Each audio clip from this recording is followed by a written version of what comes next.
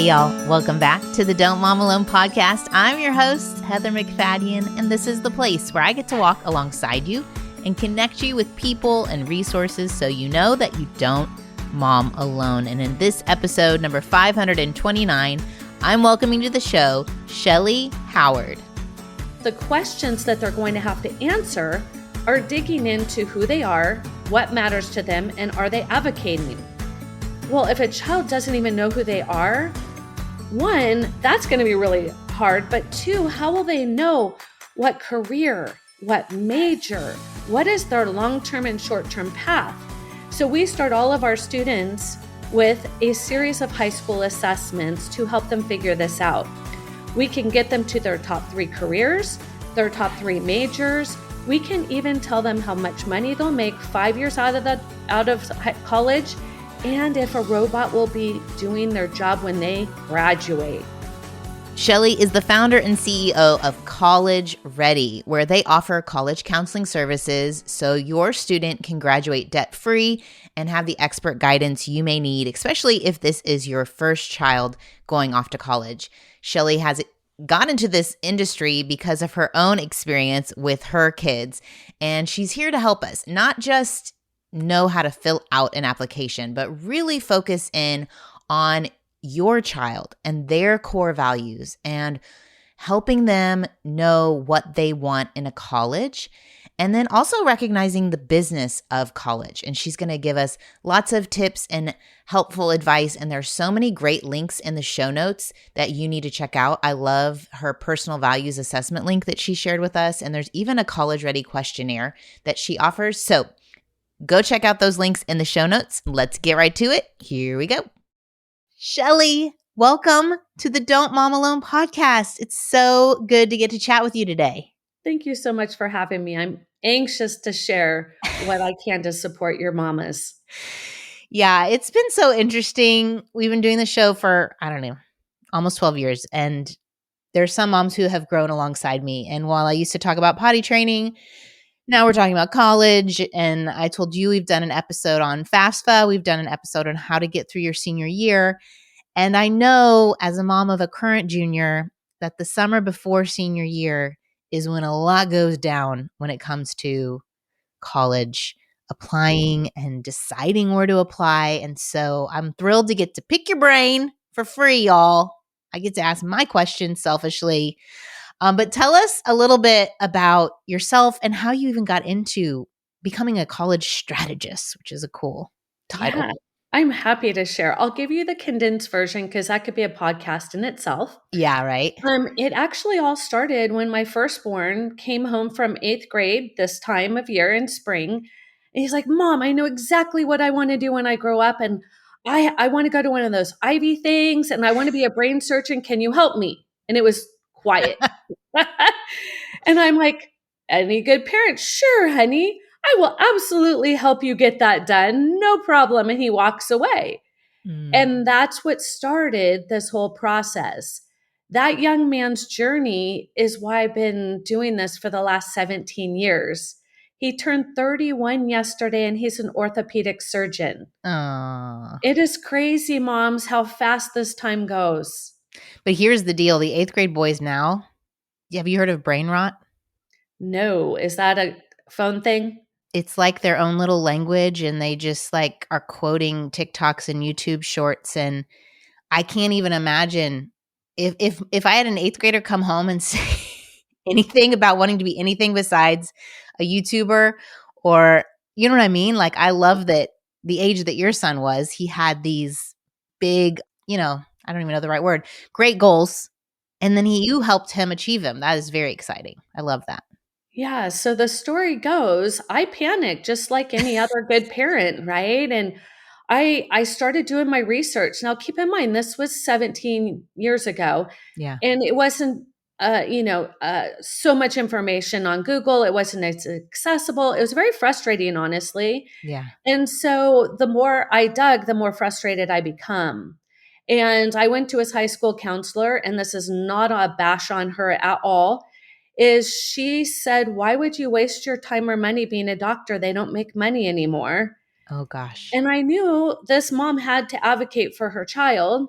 So I went back to school and I got my master's degree. Then I went back to school and I became an independent certified college consultant, started touring 25 colleges a semester. He had 7 full ride offers and went to Harvard for free. So you look shocked. My mouth is, my mouth has opened up quite a bit, y'all. If you can't see, but and some of you are like, wait, I have to do that? No, she's not saying you have to do No. that. And then she's not saying yes, but that's amazing. You're a go-getter. Well, I am an entrepreneur. Okay. This is the 7th business I've successfully started. And college ready, all of my businesses have come to me. They just landed right in front of me and I just chose to pick them up and go. And like you said, parents, you don't need to do that craziness. I spent 30 hours a week on top of my full-time career figuring this out for 4 years. And yes, did he have lots of opportunity? And yes, he did what I asked. Let's be clear, I have 4 kids. I know that that's not a normal thing for every child out there. So Yeah. there's a lot of caveats to what happened. Yeah. No, I get that. And firstborns, very unique individuals Yes. in themselves. Yeah. And like you said, the timing of it versus now. And just the challenge you're in the industry, you've been in it 17 years. Can you talk to the mom about the changes in the competitiveness and just this intensity around Yeah. applying that all my mom friends are like, it wasn't like this when we went to college. We just picked a place and applied and went, you know. Right. And so we could look at it 2 ways. We could look at it, it's harder, it's more competitive, it's more expensive. I like to kind of flip that on its head and look at there's so much opportunity for these young people to do great things. Mm, My son and I got to travel to Kenya together to do a service project to help him figure out why he wanted to be a doctor. Like back when I was in high school, a long time ago, I didn't even remember applying to colleges. It was that easy. I think I picked 2 schools and put a stamp on it. And it was about it. And I got into both and I'm like, I remember my dad going, "That's really expensive." And I think it was like $2,000 a semester, like ridiculous, right?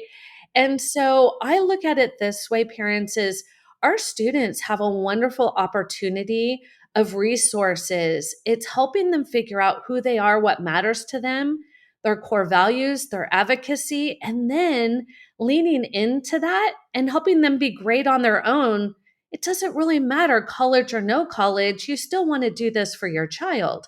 yeah. So I look at a little unique versus you're good at math, go to MIT and go in debt. That's not our strategy. Yeah. I love that you pair finding a good fit, but also a lot of information that you have to offer parents on scholarships and not going into debt over college, which is huge, huge, huge. Let's talk about, because I am in this season of having a junior and we've did some college visits and not everybody even gets to do that, right? Like that's expensive. That was his spring break. I mean, lucky dog. But you might have a kid who knows exactly what they want to be when they grow up. You may not. And then again, with the influence of social media, they may have seen a TikTok and that college looks really fun. They have SEC is so popular because of how much fun they're having. How do you kind of guide a junior in high school, a 17-year-old, to kind of narrow in on a good college fit if they even want to go to college? For We're talking sure. to those And kids right now, but yeah, right, right. And I help students who want to go to a trade school. I great. help a student who wants to be an influencer but needs a business plan. These teenagers need support, period. Yeah. College ready came about because nobody understand life ready. So when I was trying to help people understand that our teenagers need to be ready for adulting, they didn't get what I was trying to do. So now I call it college ready because people kind of understand we're moving forward. Yeah. And so to answer your question, I'll share. I have 4 children. My firstborn, he knew exactly what he wanted from 8th grade, stayed the course, living the life. My second, she wasn't as clear. She knew that she had a really big heart to serve her community. She was compassionate and just really what brought her joy was caring for others. So I took her to Peru and we worked in an orphanage in Peru. And I watched her clean faces and stuff. And I couldn't even come close to it. It was, ugh. And she's like, Mom, we need lotion and band-aids. And I'm like, oh, you're a nurse. Mm. Whoa. And so it was giving those opportunities for that teenager to dip their toe in the water. If you have a child who loves money and is thinking, I want to be rich, they need to be thinking, I need to start a business now and see how hard or easy that may be. Because that's going to give them a aha of, okay, so you just don't show up and get rich. Like there's some stuff you got to do. So to answer your question, it really comes down when they're a junior, one, they need to know their core values. If not, I'll give you a link and it's free, and you can learn their core values. Because if they don't know their top 5 core values, applying to college is going to be insanely difficult, because the questions that they're going to have to answer are digging into who they are, what matters to them, and are they advocating? Well, if a child doesn't even know who they are, one, that's going to be really hard. But two, how will they know what career, what major, what is their long-term and short-term path? So we start all of our students with a series of high school assessments to help them figure this out. We can get them to their top 3 careers, their top 3 majors. We can even tell them how much money they'll make 5 years out of college, and if a robot will be doing their job when they graduate.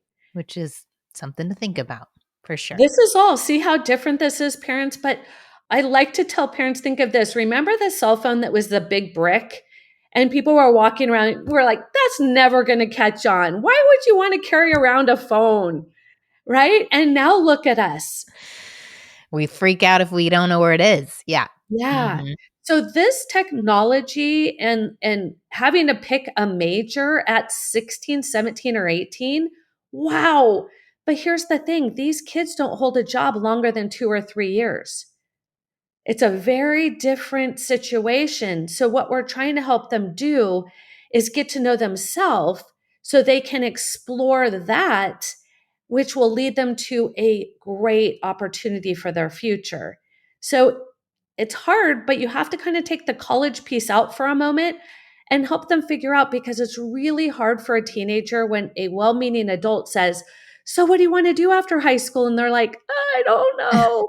And they kind of shrink and they feel bad. And I tell them, don't feel bad. Let's go figure it out. Yeah. So it's an empowerment. And parents, you can do it if they listen to you. This is the key. And again, which kid are we talking about? Yeah. For sure.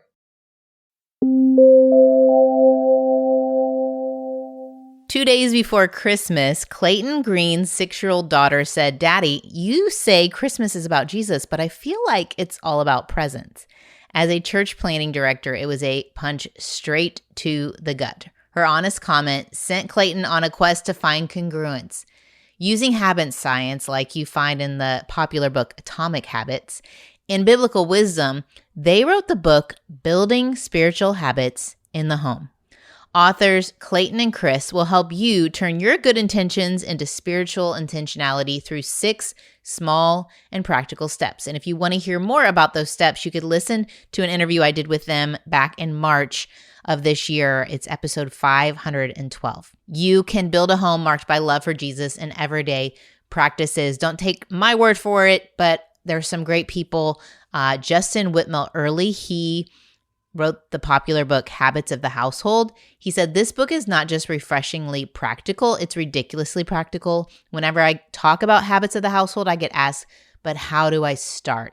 This book is going to be my new answer. Order Building Spiritual Habits in the Home from Moody Publishers or wherever you get good books.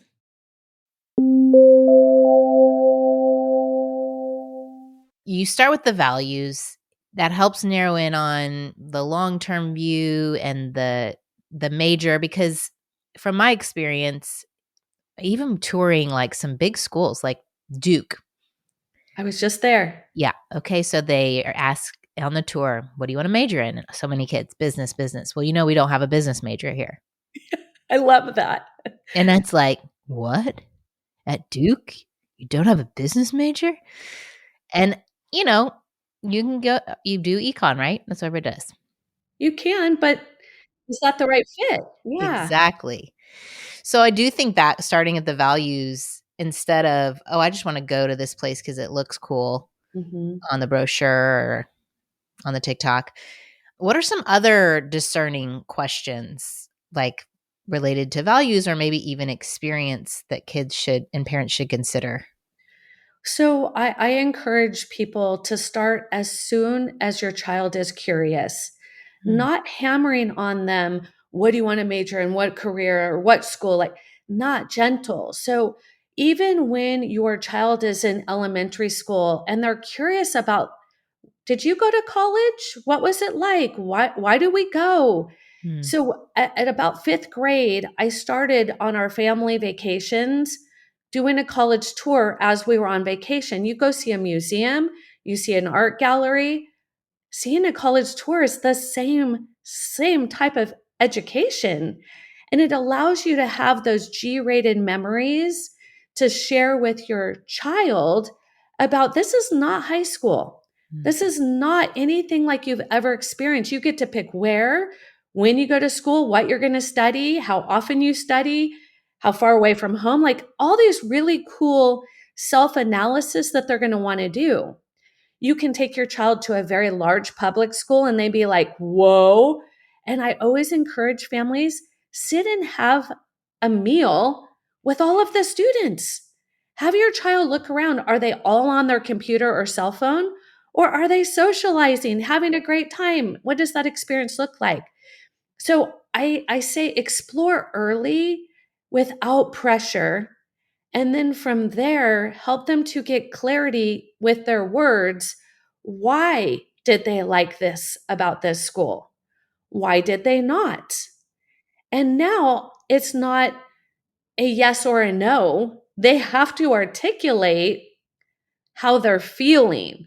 They can't say yes or no, right? How did that make you feel? I remember when my son was at Harvard and he had his sister fly out for Thanksgiving break. And she lands, he picks her up, goes on campus. She goes, Mom, get me out of here. I'm like, what? What's wrong? She goes, they're all weird. And I'm like, but your brother's there. She's like, I don't understand, Mom. They're so smart. Like, I feel so stupid. So Aw, it is an honest reflection for them on, is this a real feeling? yeah. Do they want to fight for every A? Do they want to be the big fish in the small sea or the small fish in the big sea? Mm. When we talk to students, we don't talk in yes or no. We help them to verbalize, what is it? Why do you want to go to UC Santa Barbara? And the view is what I hear most of the time from the dorms. And I say, no, I no, would no. love Why to do you go want to go too. to Let's Santa go. Barbara? And they're like, yeah, I told you the dorm, right? The view is the ocean. They don't even know what major. They have no idea if it's a good fit. So we start with the student first because the chances of them completely changing at this age, probably not huge unless they truly haven't done any of the self-reflection. What's a college that you visited in your like 30th semester? You're like, nobody talks about this college. This is an amazing university with so many great opportunities. Do you have like that list? Like the ones no one's talking about? And that's kind of tough because it's based on location. When you're Mhm. on the West Coast, it's UC and Stanford. When you're on the East Coast, it's more of the Ivies. In the center, you might find, Rice, you might find some other names. So I have to kind of do it by geography. Yeah. But I was just visiting South Carolina and I visited coastal Carolinas. Never even heard of it. But I was on my way to toward Duke and Chapel Hill. And I'm like, I have a lot of students who want to do marine biology, and it's not an easy specialty to find. And when I was doing my research, I'm like, I need to go. And when I did, I was in awe. And they're not paying me. Like, they don't even know that I'm talking about this, but it has to be the right fit, right? Yeah. Here's a student who wants to work for SeaWorld or do something very unique. What an amazing opportunity this school had. And again, I've been doing this for so long now. It's very rare that I get something new on my radar, but here was a great opportunity that I just happened to needed to fill a gap of time. And I'm like, what can I see? And that was it. So I always recommend to families, when you're starting to explore, don't go on a college tour before you're a junior. A not legal, how do I say, a planned. What I recommend is downloading the college tour to your phone, put your earbud in, have your child do the same, and walk around the campus and do a self-guided tour. There's no pressure, there's no sales pitch, there's nothing where your child's going to be like, oh my gosh. It is fun. It's just like going on a scavenger hunt with you and your child. And it's really a great bonding experience because you could talk about what it's like to live in a dorm. Or maybe if you don't know, then you can ask somebody. I remember stopping students on these college tours with my kids and say, I'm sorry, I don't mean to be weird, but can you tell my child why you went here? And they're like, la, la, la, la, la, la, and that's genuine. Yeah. Yeah. That's an easy way to get started without any pressure at all. Then, when you're hitting your junior year and it gets real and they're mature enough to have that kind of tour, for sure, you want to do that to your top schools. But just getting a feel for it, you don't have to fly. Every state has schools very close to them. And that's where I would get started.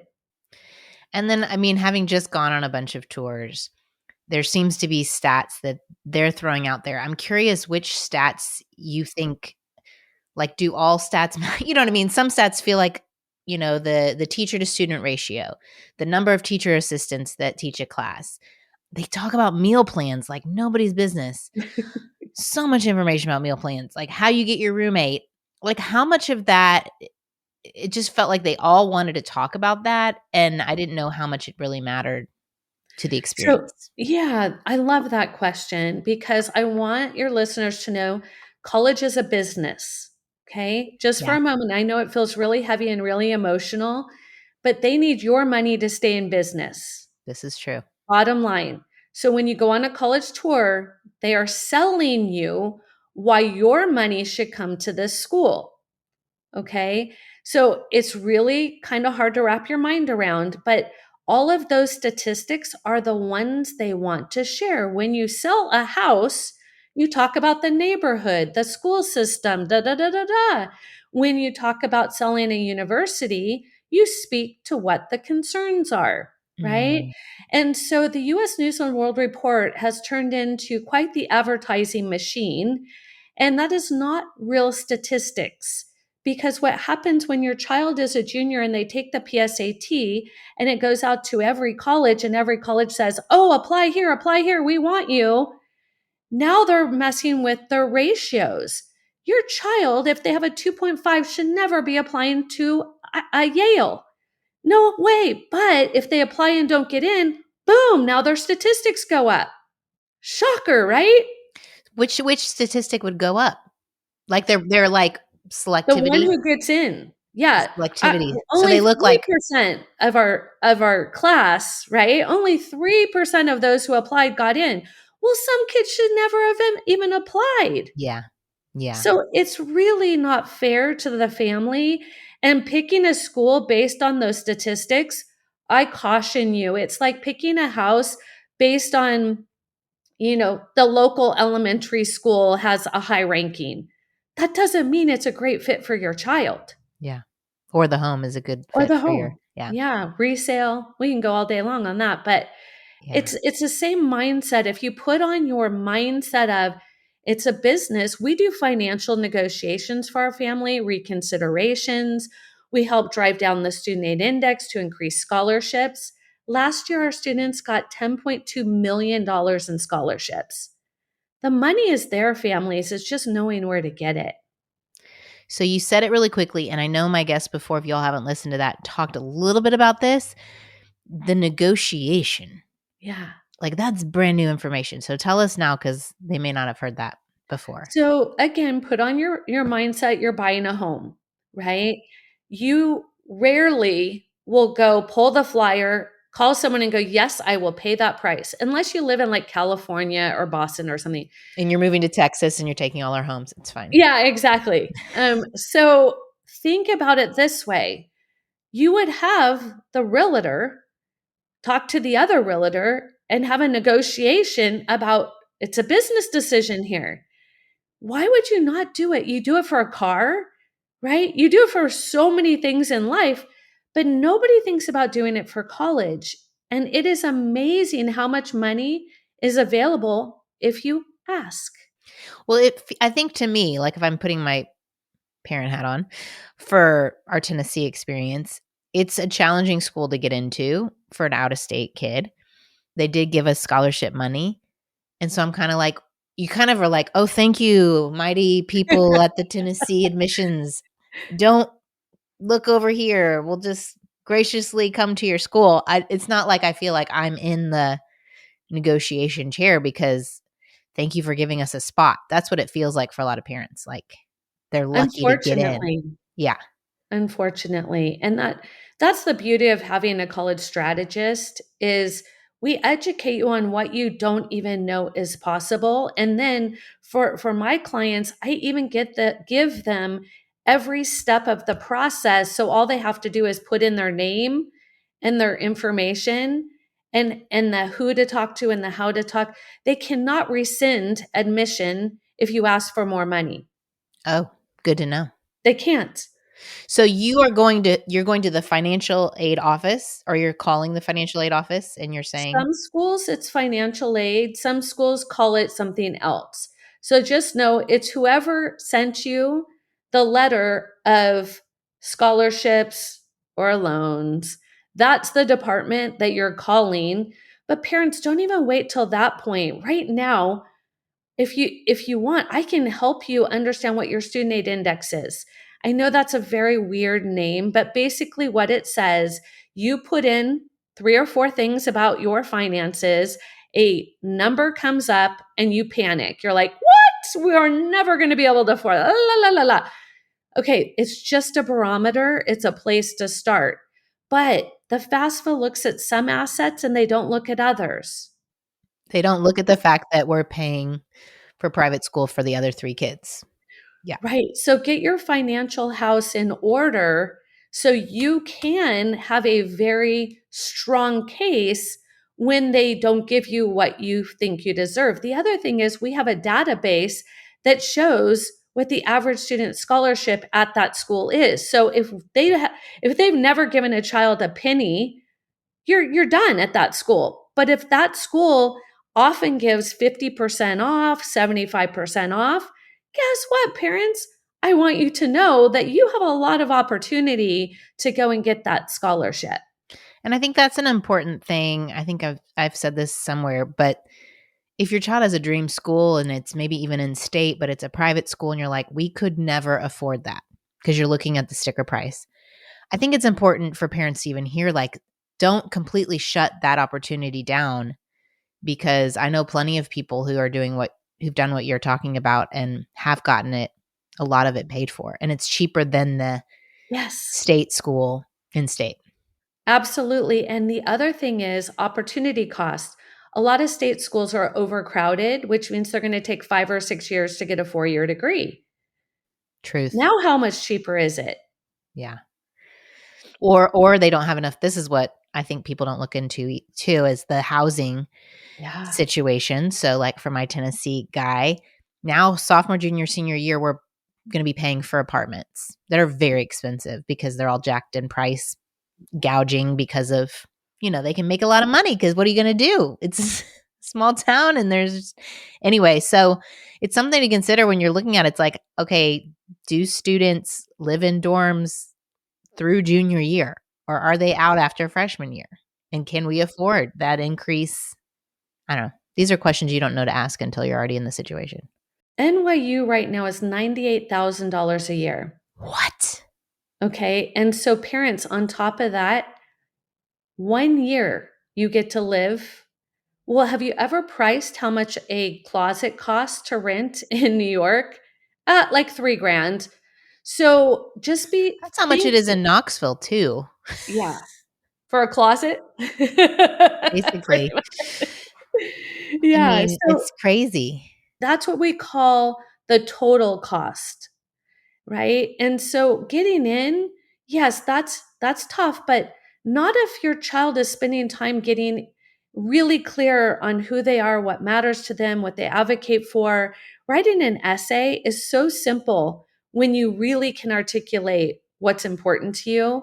So the getting in part, here's the difference. Going back to your very first question, back in the day, it was a GPA and a test score. Now it's a GPA, test score, community service, leadership, extracurriculars, letters of recommendation, and an essay. That all fit together to tell a marketing story that you're the best fit for their school.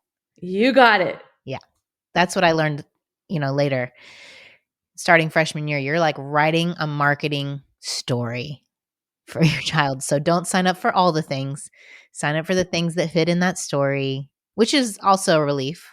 Like Yeah. it's not quantity, it's quality that fit the marketing story. Yes.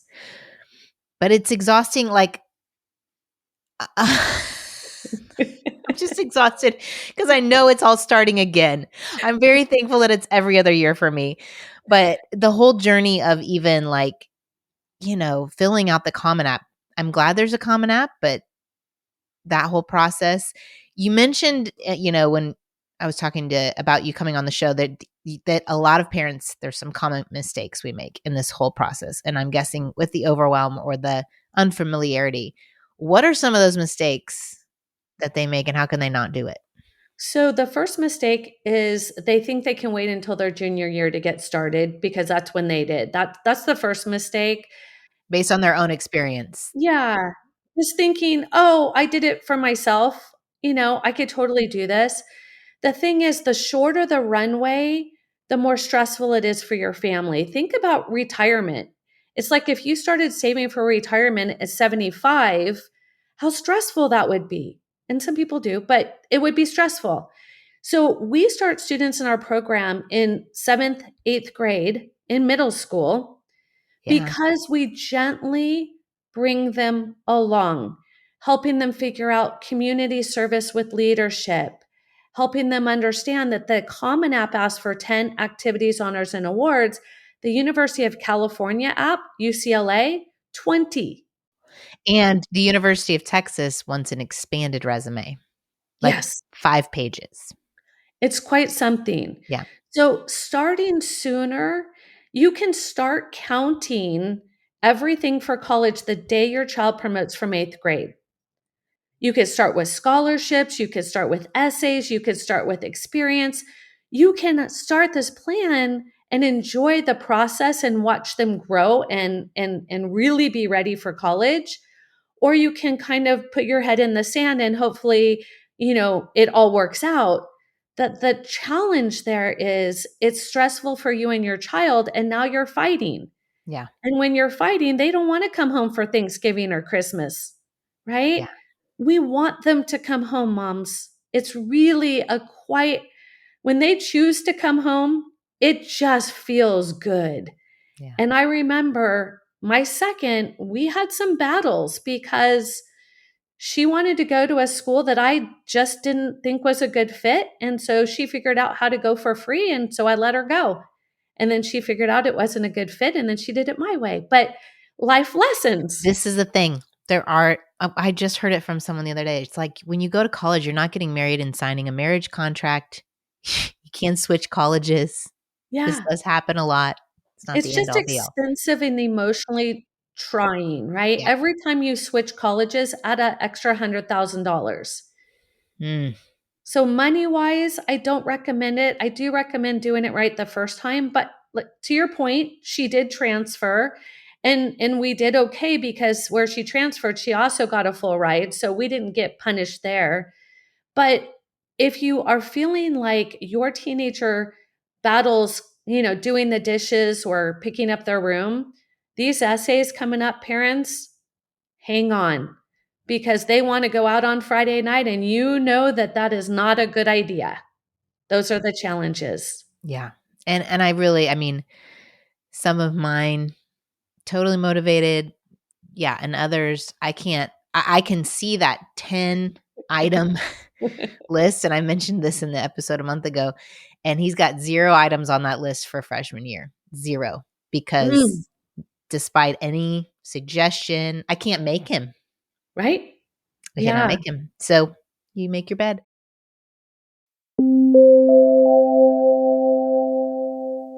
I don't know if it's all the sunshine or the slower pace, but I am a big fan of summer.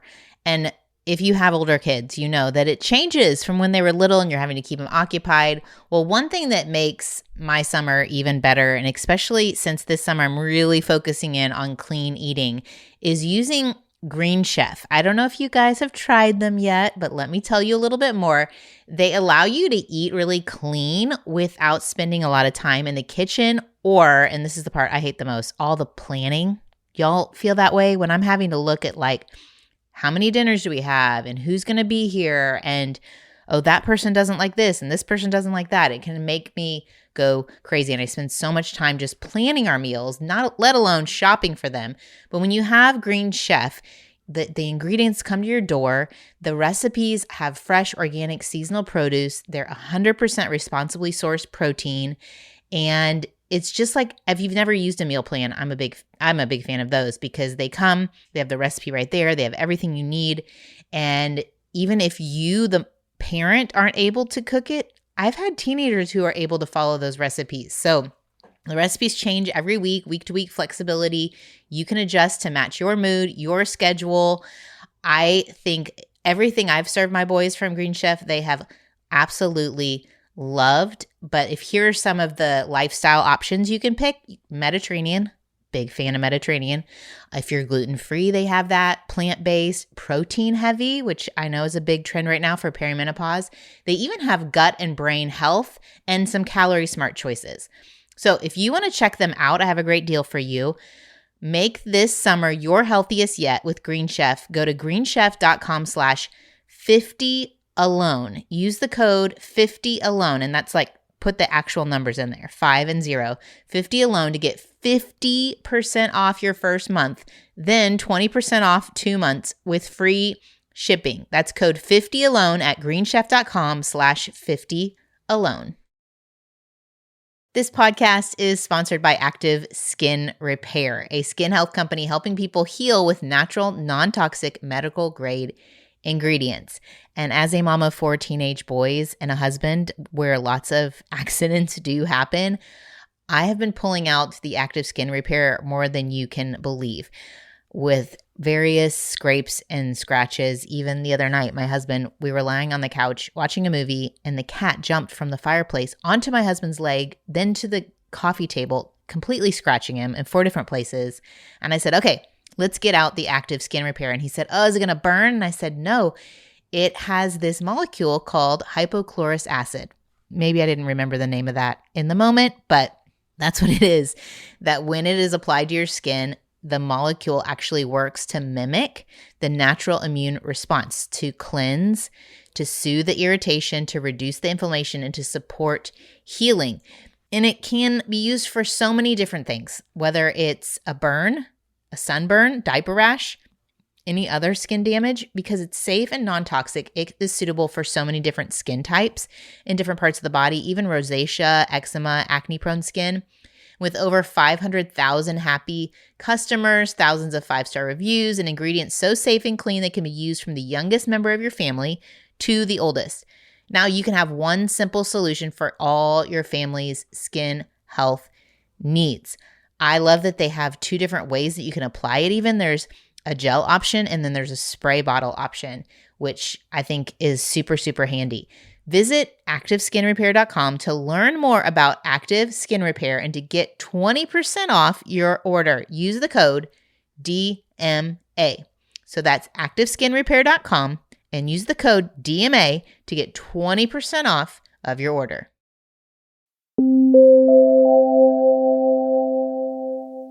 I've heard you say full ride for your kids. and I know we're talking about mistakes parents make, but I can't not ask because I know the person listening's thinking it. How do you get a full ride? Like, Yeah. So are you just a really impressive student, or is there a special backdoor? it's a lot, and that's why you don't hear about it often.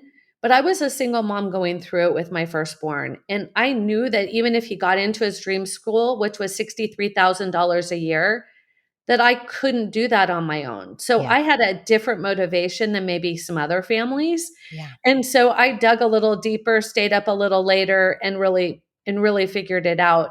And I've done it with other people's children. So it's not just my firstborn and he was an anomaly. But here's what you want to be thinking if you do want scholarships. And I tell parents, even if you want to write the check, like you can, it feels really good when a student is recognized and receives money for their effort.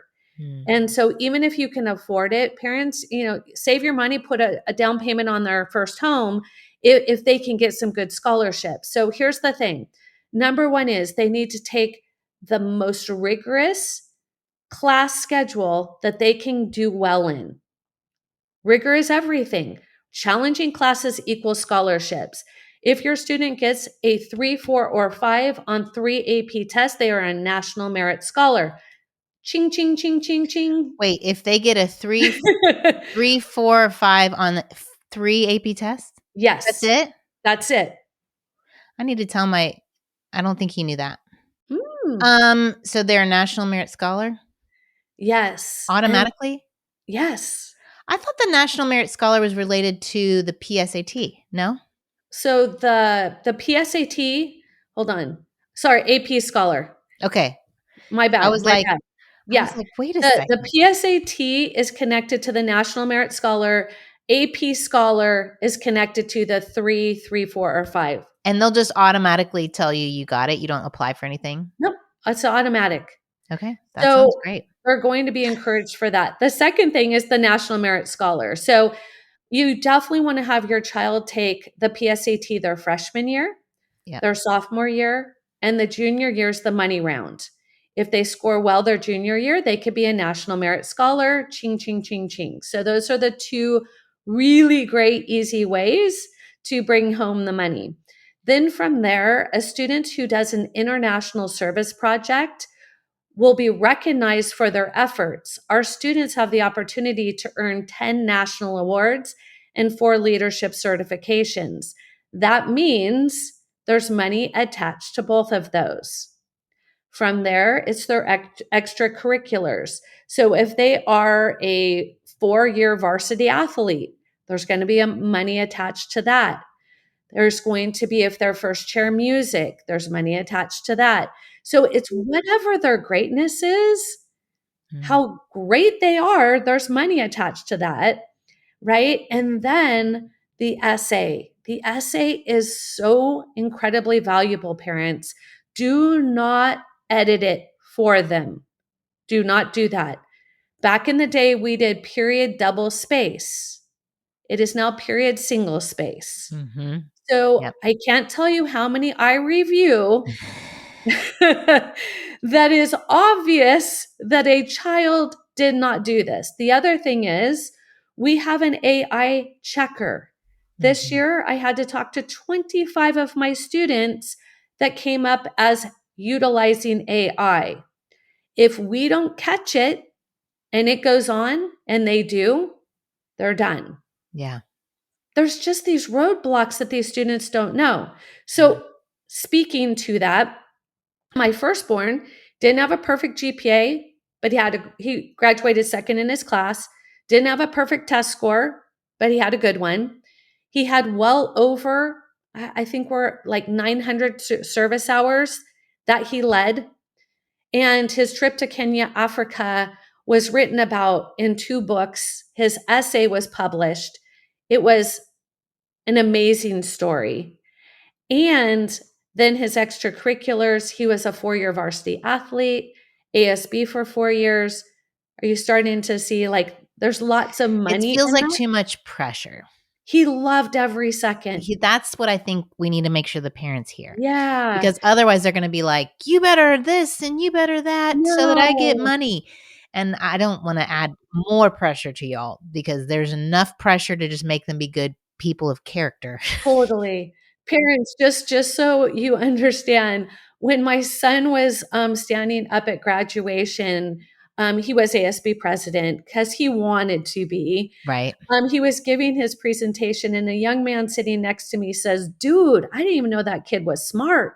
And he was talking about my son because my son was playing soccer with him and he wasn't in the books 24/7. So it was his decision, not mine. I had to tell him, pull back, pull back, pull back. Where my second, she wasn't that. My third, I couldn't get him to do anything.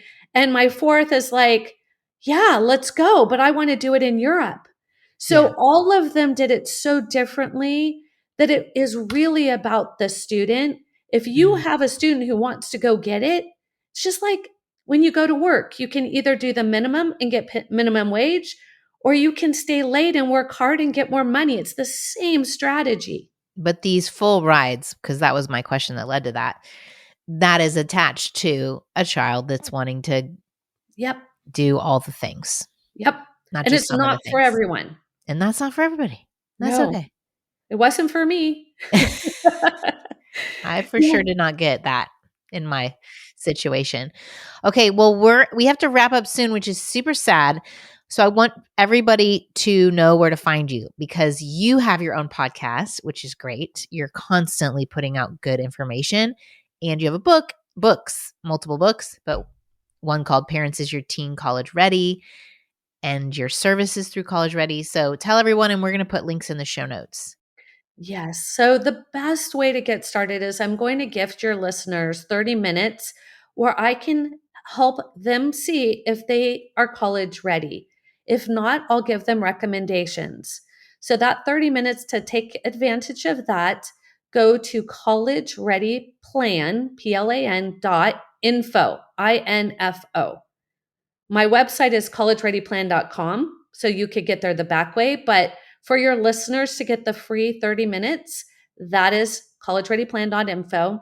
Both of my books are bestsellers on Amazon. You can search them by the title or by my name, Shellee, Shellee, last name Howard. And the books are foundations. You can read a chapter, put it down, or you can read the whole book in a weekend. It's not an intensive novel. It's practical. Do this, do this, do this, do this, or choose not to, but at least you know it's available. Yeah. So hopefully you'll take advantage of those. Also on my website, I have free resources where your families can log in and I send them out constantly. So good. Well, appreciate you. I'm going to go check out that core values link because I think that's where I got to start next with my junior. And thank you. Thank you for joining me and sharing all your wisdom. Honored to get to chat with you today. It has been my pleasure. Thank you so much for having me. Maybe you're hearing some of that and you in your mid-age are wondering, man, do I even know my own values? And maybe you're curious. I think go click the link and discover what's going on in you and maybe your own next steps.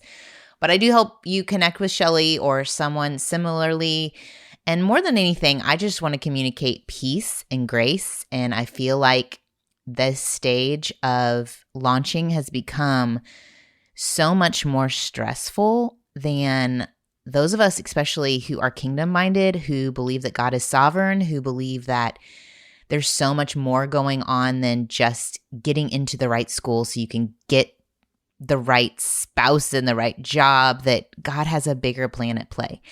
And while it feels monumental because a lot of those big life moments happen in college, I just want to pray over us and remind us of God's hand over our children and over our own lives. So here we go.